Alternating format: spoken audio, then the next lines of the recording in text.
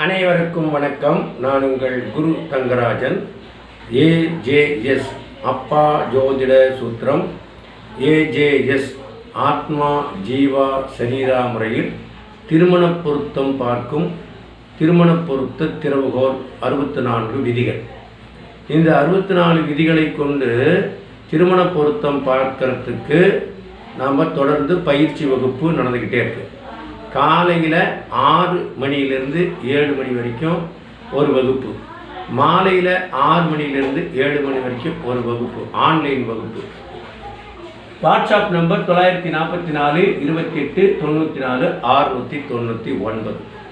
மேல்நிலை வகுப்பு 8 மணி முதல் 9 மணி வரை தினமும் நடக்குது.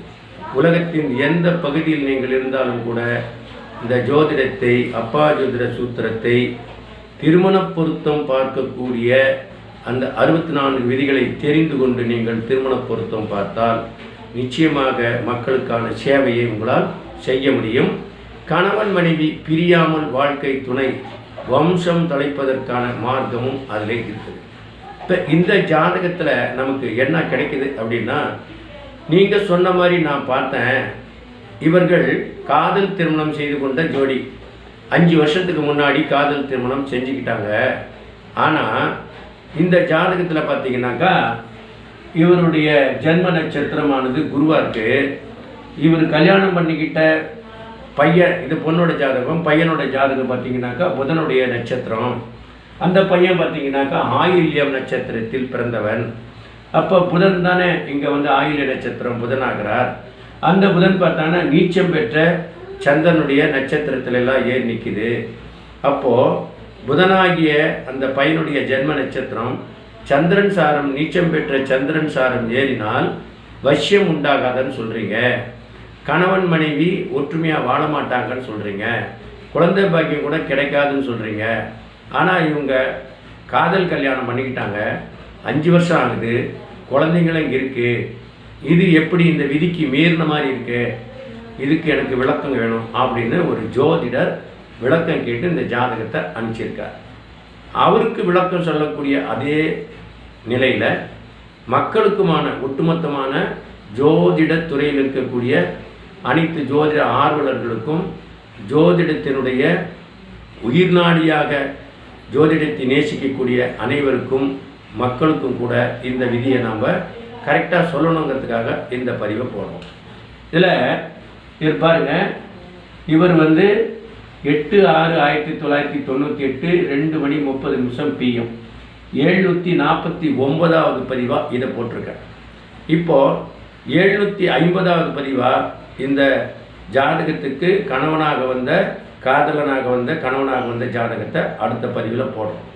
749வது பதிவில் இந்த ஜாதக திருமண காலம் எப்போ வந்துச்சு, எப்படி திருமணம் நடந்துச்சு, அது காதல் திருமணமாக எப்படி மாறி நடந்துச்சு, காதல் திருமண விதிகள் எப்படி வேலை செய்யுது அப்படிங்கிறத பற்றியும் நம்ம கவனமாக பார்க்க போகிறோம்.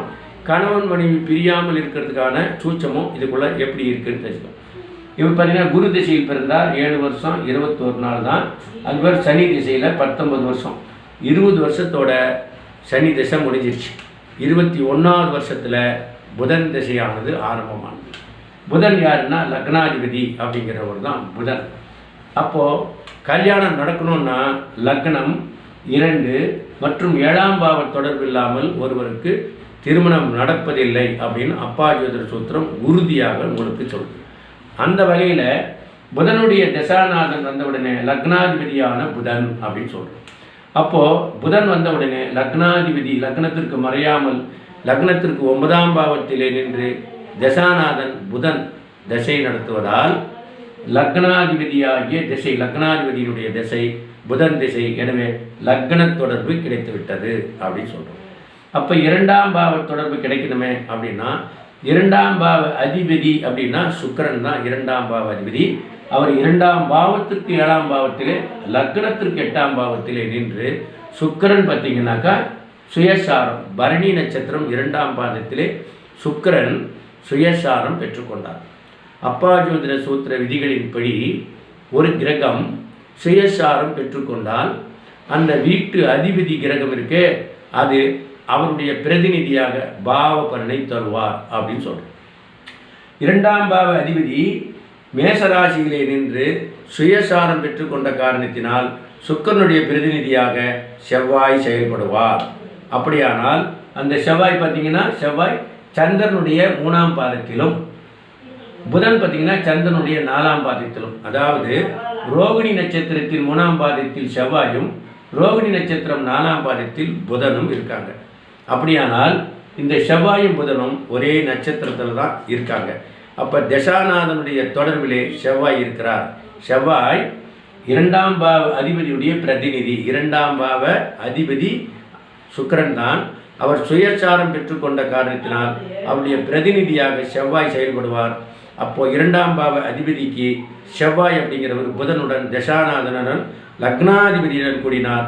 லக்ன தொடர்பு மற்றும் 2ஆம் பாவ தொடர்பு கிடைத்துவிட்டது. இந்த செவ்வாயும் புதனும் கூடி ஒரே நட்சத்திரத்தில் கூடி சந்திரன் சாரத்தில் ஏறினார்கள். அப்போ சந்திரன் என்பவர் நீச்சமாக இருக்கிறார். விசாகம் 4ஆம் பாதத்திலே நீச்சமாக இருக்கிறார். அந்த சந்திரன் குரு சாரம் ஏறினார். இந்த பெண்ணுடைய ஜென்ம நட்சத்திர அதிபதி தான் குரு. அவர்தான் 7ஆம் பாவ அதிபதி மற்றும் பாதகாதிபதி, காதலை தருபவர் அப்படின்னு சொல்லலாம். அப்போ இந்த சந்திரன் இந்த குருவை தொடுவதால் சந்திரனுக்கு இந்த குரு காதலை தருகிறார். இப்போ சந்திரனை யாரெல்லாம் தொடுறாங்களோ அவங்க தான் உள்ளே வர முடியும், கணவனாக மனைவியாக உள்ளே வர முடியும். இப்போ ஜென்ம நட்சத்திர அதிபதியாகிய புதனே லக்னாதிபதியாகி அந்த அந்த அந்த பையனுடைய ஜென்ம நட்சத்திரம் தான் இந்த புதன். அவன் லக்னாதிபதியாகி தசாநாதனாக வந்தான். அந்த தசாநாதன் செவ்வாயுடன் கூடி சந்திரன் சாரத்தில் ஏறினான். இப்போ நீச்ச சாரம் தானே புதன் ஏறி இருக்காரு. அப்போ அன்பு பாசம் உண்டாகக்கூடாது, குழந்தை பாக்கியம் வராது. ஆனால் இவங்களுக்கு அன்பாகவும் பாசமாக இருக்காங்க, குழந்தை பாக்கியம் இருக்கு, இந்த விதிகளுக்கு முரணாக இருக்கிறது அப்படிங்கிற கேள்வி தான் அவர் கேட்குறார். இதற்கான பதில் என்னன்னா, இப்போ பாருங்கள், சுக்கிரன் செவ்வாய் 2 கிரகமும் பரிவர்த்தனை பெற்றுக்கொண்டது. சுக்கிரன் வீட்டிலே செவ்வாய், செவ்வாய் வீட்டிலே சுக்கிரன். இந்த பரிவர்த்தனைக்கு எந்த விதமான தடைகள் இல்லை. பார்த்தீங்கன்னா சனி பகவான் பார்த்தீங்கன்னா இந்த பக்கத்தில் இருக்கிறாரு, முதல்ல கேது சாரத்தில் இருக்காரு சனி பகவான். சுக்கிரனும் இந்த பக்கத்தில் சுக்கிரன் சாரத்தில் இருக்கிறார். செவ்வாய் அப்படி சொல்லக்கூடியவரும் இந்த பக்கத்தில் சந்திரன் சார். அப்போ சுக்கிரனுக்கும் செவ்வாய்க்கும் இடையிலே பரிவர்த்தனம் பெறக்கூடிய கிரகத்திற்கு இடையிலே எந்த கிரகமும் இல்லாத காரணத்தினால் செவ்வாயும் சுக்கிரனும் பரிவர்த்தனை பெறுகிறார்கள். எனவே சுக்கிரனும் செவ்வாயும் பரிவர்த்தனை பெறுவதால் செவ்வாய் ஆட்சி வீட்டிற்கு வருகிறார், சுக்கிரனும் ஆட்சி வீட்டுக்கு வருகிறார். எனவே சந்திரனுக்கு வீடு கொடுத்தவர் ஆட்சி பெறும் பொழுது சந்திரனுக்கு நீச்சபங்கத்தை தருகிறார். அதாவது நீச்சல் நின்ற ராசிநாதன் ஆட்சி உச்சமானால் நீச்சபங்க ராஜயோகம் அப்படிங்கிற விதியின் கீழே அது வருது. அது மட்டுமல்லாமல் இந்த சந்திரன் நீச்சசாரம் ஏறினாலும் கூட, இந்த சந்திரன் நீச்சமாக இருந்தாலும் இந்த சந்திரன் உச்சம், இந்த சந்திரனுடைய வீட்டிலே உச்சம் பெறக்கூடிய கிரகம் குரு. எனவே அவருடைய நட்சத்திரத்திலே நின்று அந்த குருவும் ஆட்சி பெற்று இருக்கக்கூடிய காரணத்தினாலே சந்திரனுக்கு நீச்சபங்கம் உண்டாகிறது. அப்போது நீச்சபங்கம் இருக்கிறது. நீச்சபலனை தந்தாலும் நீச்சபங்க பலனையும் அது தருகிறது அப்படின்னு பார்க்குறோம். இப்போ நீச்சபலனை தந்தாரா தரலையானா, கண்டிப்பாக நீச்சபலனையும் கொடுத்து தான் நீச்சபங்க பலனை கொடுத்துருக்கார். அப்படின்னா இந்த புதன் அப்படின்னு சொல்லக்கூடியவர் சுக்கிரன் சந்திரன் சாரம் ஏறினார், சந்திரன் நீச்சம். எனவே மனோகாரகனாகிய சந்திரன் நீச்சமாக இருக்கிறார். அந்த நீச்ச சந்திரன் தான் புதன் சாரமேறி நீச்சபங்கத்தை பெறுகிறார். அப்படின்னா திருமணத்திற்கு முன்பே காதலர்கள் என்ற நிலையில் கணவன் மனைவியாக இவர்கள் உறவு கொள்ளும் பொழுது நீச்ச பலனை அடைந்து விட்டார்கள் அப்படின்னு அர்த்தம். அதுதான் நீச்ச பலன். திருமணத்திற்கு முன்பே கணவன் மனைவியாக தங்களை அவர்கள் பாவிப்பதுதான் நீச்ச பலன் என்று பொருள். எனவே புதன் நட்சத்திரத்திலே பிறந்தவர் நீச்ச சந்திரனை தொட்டு, நீச்ச சந்திரனானவர் ஜன்ம நட்சத்திர அதிபதியாகிய குருவை, பாதகாதிபதியை தொட்டார், 7ஆம் பாவ அதிபதியை தொட்டார். புதனானவர் காதல் கணவனாக வந்தார், திருமணம் நடந்தது. லக்னம் 2 7ஆம் பாவ தொடர்பும் இருக்குது, நீச்ச பலனும் இருக்குது, நீச்ச பங்க பலனும் அங்கே இருக்கிறது. எனவே இவர்கள் வாழ்க்கையில் பிரிவை சந்திக்க மாட்டார்கள், குழந்தை பாக்கியம் உண்டாகும். காரணம் செவ்வாயும் சுக்கிரனும் பரிவர்த்தனை பெற்றுக்கொண்ட காரணத்தினால் சந்திரன் நீச்சபங்க பலனை அடைகிறார். இதுபோல ஜோதிட விதிகளின் மூல விதிகளை கொண்டுதான் நாம் பலனை தீர்மானிக்க வேண்டும். நீச்ச சாரம்னா அது நீச்சமாகவே இருந்தால் தான் நீச்சம். ஆனால் நீச்ச பங்கமாகிவிட்டால் அது நீச்ச பலனை கொடுத்தாலும் நீச்ச பங்க பலனையும் தருகிறதா என்று பார்க்க வேண்டும். அதனால் நீச்ச பலனை கொடுத்து கணவன் மனைவியாக காதலன் காதலியாக உருவெடுக்கிறதுக்கு அது இருந்தது.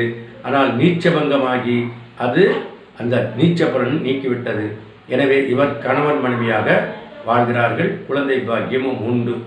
இதுபோல 749வது பதிவு, அடுத்தது 750வது பதிவில் இந்த ஜாதகத்திற்கான கணவனுடைய ஜாதகம், காதலனுடைய ஜாதகத்தை பார்க்கலாம். அந்த ஜாதகத்தை இப்போ நீங்கள் பார்க்கலாம். ஒரு நிமிடம் அதை நீங்கள் கவனியுங்கள்.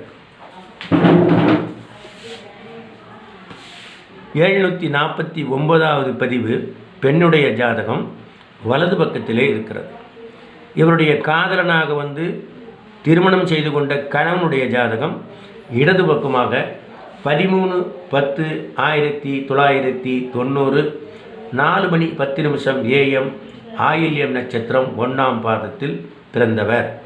இந்த 2 ஜாதகமும் தான் காதல் திருமணம் செய்து கொண்டவர்கள் கணவன் மனைவி பிரியாமல் வாழ்க்கை துணை வம்சம் தழைக்க வாழ்வார்கள். அந்த விதியின் கீழே இருக்குது. ஆனால் நீச்சசாரம் ஏறி இருக்குதே அப்படிங்கிற கேள்விக்கும் காதல் திருமணத்திற்கான விதி பாதகாதிபதியினுடைய தொடர்பு இல்லாமல் காதல் வருவதில்லை என்ற விதிக்கும் இதுக்குள்ளே நம்ம பார்க்குறோம். ஆணோட ஜாதகத்தில் கூட நீங்கள் பார்த்தீங்கன்னாக்கா ஆணோட ஜாதகத்தில் சுக்கிர திசை நடக்குது அப்படின்னு பார்க்குறோம். அந்த சுக்கிரன் அப்படிங்கிறவர் அந்த பையனுடைய ஜன்ம நட்சத்திர அதிபதி இருக்கார் இல்லையா, புதன், அவருடன் சேர்ந்திருக்கிறார். அந்த ஜன்ம நட்சத்திர அதிபதி ஆகிய புதனும் சுக்கிரனும் கூடி சந்திரன் சாரத்தில் இருக்கிறார்கள். லக்னத்திற்கு 9ஆம் பாவ அதிபதி என்று சொல்லக்கூடிய பாதகாதிபதி ஆகிய செவ்வாய் லக்னத்திற்கு 10ஆம் பாவத்திலே அமர்ந்து அவரும் சந்திரன் சாரம் ஏறினார். எனவே செவ்வாய், புதன், சுக்கிரன் ஆகிய 3 கிரகமும் ஒரே நட்சத்திர பாதத்தில் இருப்பதால் ஜன்ம நட்சத்திர அதிபதியாகிய புதனுக்கு செவ்வாயினுடைய தொடர்பு மற்றும் நீச்ச சுக்கிரனுடைய தொடர்பு, இந்த 2 கிரகமும் சந்திரன் சாரம் ஏறி சந்திரன் மீண்டும் புதனுடைய நட்சத்திர தொடர்பை பெற்றிருக்கிறது. எனவே காதல் திருமணத்திற்கு பாதகாதிபதியினுடைய தொடர்பு இல்லாமல் நடப்பு தசாநாதனுக்கோ அல்லது ஜன்ம நட்சத்திரத்திற்கோ தொடர்பு இல்லாமல் காதல் திருமணம் நடப்பதில்லை அப்படின்னு பார்க்குறோம். அடுத்தது 750வது பதிவில் ஆண் ஜாதகத்தை காண்போம்.